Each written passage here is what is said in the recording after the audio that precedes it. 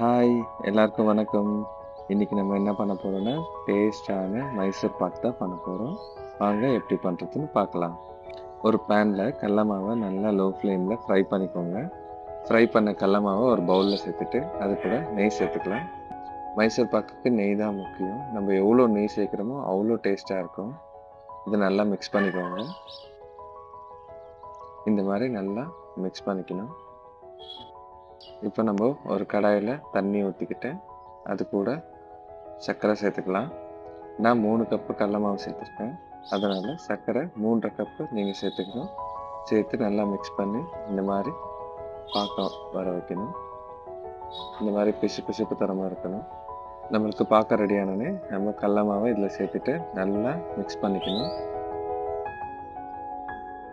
கைவிடாத நல்லா மிக்ஸ் பண்ணிக்கோங்க. இப்போது அது கூட நம்ம நெய் சேர்த்துக்கலாம். நல்லா மிக்ஸ் பண்ணிக்கலாம்.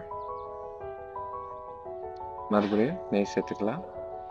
நெய் சேர்த்துட்டு நல்லா கிண்டி விடுங்க. ஃபைனலாக திருப்பி நெய் சேர்த்துக்கிட்டு நல்லா மிக்ஸ் பண்ணிடுங்க. இப்போது மைசூர் பாக் ரெடி ஆகிடுச்சு.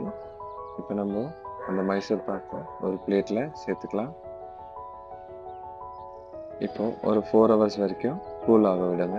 நம்மளுக்கு மைசூர் பாக் ரெடி ஆகிடுச்சு. இப்போ நம்ம வேறு பிளேட்டில் ட்ரான்ஸ்ஃபர் பண்ணிவிட்டு அதை நம்ம என்ன ஷேப் வேணாலும் கட் பண்ணிக்கலாம்.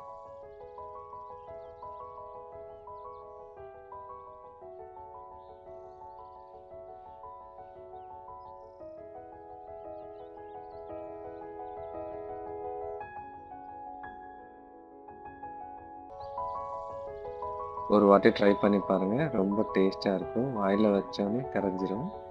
தேங்க்யூ ஃபார் வாட்சிங்.